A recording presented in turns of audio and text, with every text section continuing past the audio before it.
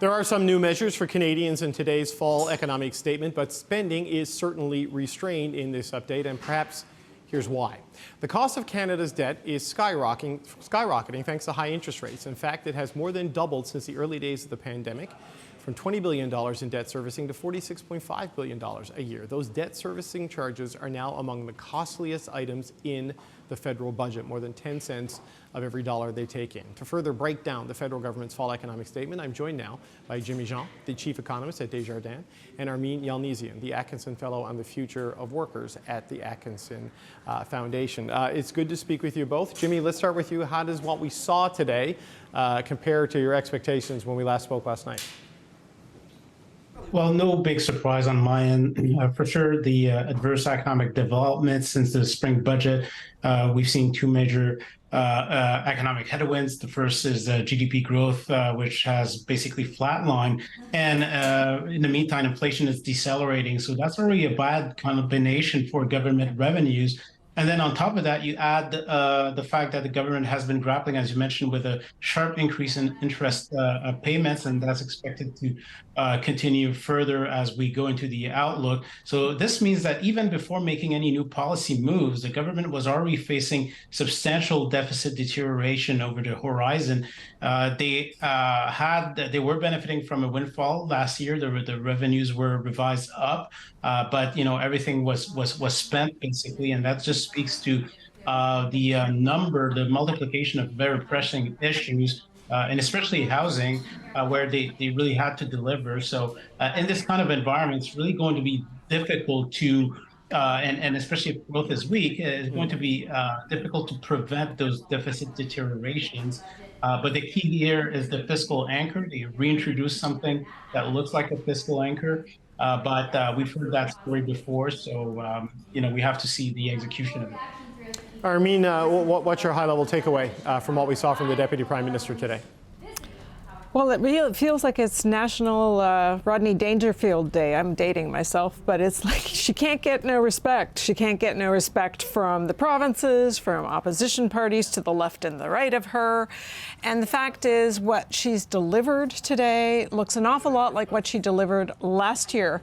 In the wake of a 40-year spike in inflation, it was basically a steady-as-she-goes budget, and we're going to focus on deficit reduction. We're going to be fiscally responsible, and we're going to keep our powder dry. Well, a year into this affordability crisis, with more and more people worried that they can keep a roof over their heads, and if they lose it, there's no place cheaper to go to.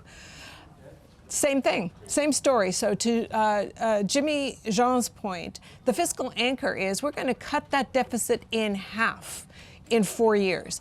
And we're going to do it not because we can do it through transfers to provinces, which are going up, and transfers to persons, which are going up. We're going to do it through the lever we have, which is direct spending. Right. And that means we're going to get less spending as this emergency, this housing emergency, rises. And they've already said steady as she goes on immigration. So it's like, it's a do-nothing update. It's really frustrating. Well, just if we can put the deficit numbers back on the screen, I was trying to direct to the control room here from the chair to reinforce Armine's point that the deficit in these projections will cut in half over 5 years, going from $40 billion in the current fiscal year down to about $18 billion by 2028, 2029. But Jimmy, that assumes no new measures, no new spending, no nothing. And I don't think we can credibly rely on that in terms of, there's the fiscal track, in terms of getting things down to that sort of level. What's your read on it?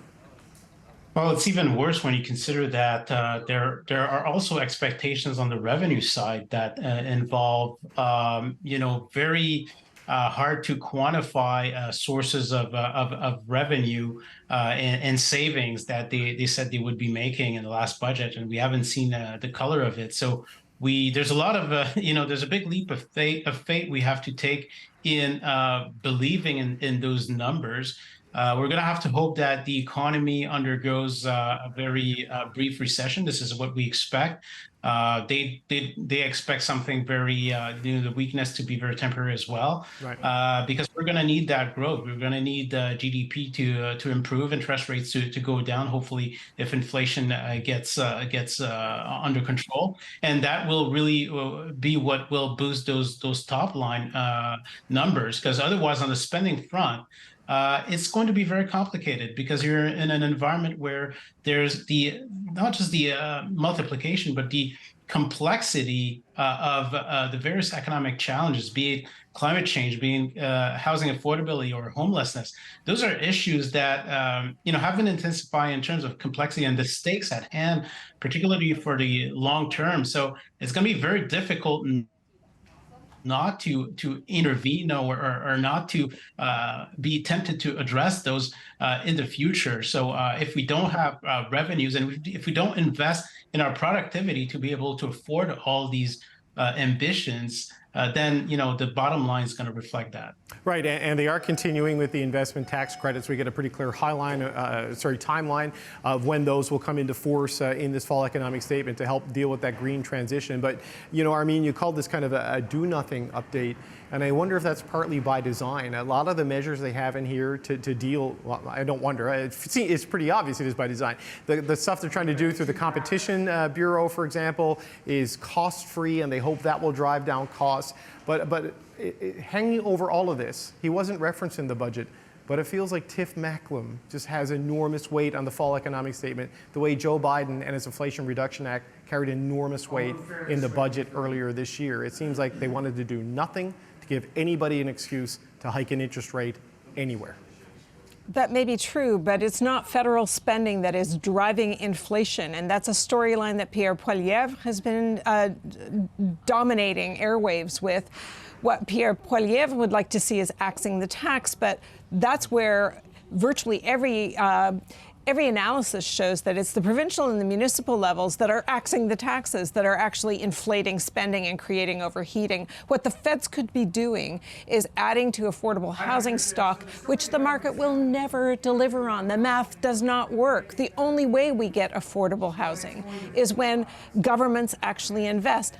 And if I was Chrystia Freeland, I'd be steamed. Every year, the province of Ontario gets more and more money. And this year, it announced in its own fall economic statement a surprise deficit of $5.6 billion that didn't exist seven months ago. So, somebody is taking the money, asking for more, and then not even using it. It is enormously frustrating to the citizens of this country who are relying on their governments to have their back. Or Jimmy, in the case of Ontario, they're doing things like cutting the gas tax or extending cuts to the gas tax. And this seems to me the kind of inflationary spending that Tiff Macklem has been warning against. So right now, in terms of the role government spending writ large, Jimmy, is playing in this issue, how much of it is the federal, how much of it is provincial? Where is the biggest perpetrator on this side of things right now? Yeah, right. I think there's, the provincial governments have a big responsibility, and so that's why it was ironic to see them write letters to Macklem to plead him not to raise interest rates back in October, because some of it is their responsibility. But again, it's very difficult when people are struggling out there not to intervene. It's your responsibility. This is your constituency. So it's a puzzle that's going to be very difficult to solve if we don't have the income coming from stronger productivity growth. There's simply no other way around. That's going to be really the ultimate solution to all of this, to be able to afford, to be able to support a quality of life for our citizens, and including by having sufficient housing. You have to pay for all of this, and it's just more difficult to do when the economy is slowing down and when interest rates are higher. And remember, higher interest rates, higher the debt servicing costs, that means it's money that's not going to housing affordability, it's not going to climate change, it's not going to tax cuts. So, the best way you can really prevent that from happening or limit the deterioration on that front is really to make sure that you have the least amount of debt as possible. And we know we've been in that played that movie before. It's very painful. So that's why, despite the urgency of the needs, we still have to be there and warn against spending too much or not having some sort of anchor before it is too late. Yeah, more than 10 cents of every dollar going in now pays for the servicing on the debt, which I know is a ceiling. People like David Dodge had warned they should not break through. Armine, just a final thought for you, because we're running out of time. Yeah, I'm really struck at the steady as she goes approach of the federal government, given these multiple crises we're facing. Mark Miller, just before the fall economic statement, said we're just going to keep pouring people in. No limits on international students and temporary foreign workers, and sticking with their original plan on bringing in up to 500,000 more immigrants. But, there's way more temporary residents coming in than permanent residents in the form of immigrants. So we're going to stick to that, and we're going to stick to not spending more than we were already spending on housing. We are in trouble. We can't thread this needle because, to Jimmy's point, the only way we've been growing our revenues is by adding people and stirring. That is how we've been doing it, not through productivity growth. And you can grow an economy, you can grow revenues by adding people, but you need a place to put them. And we don't have a solution for that.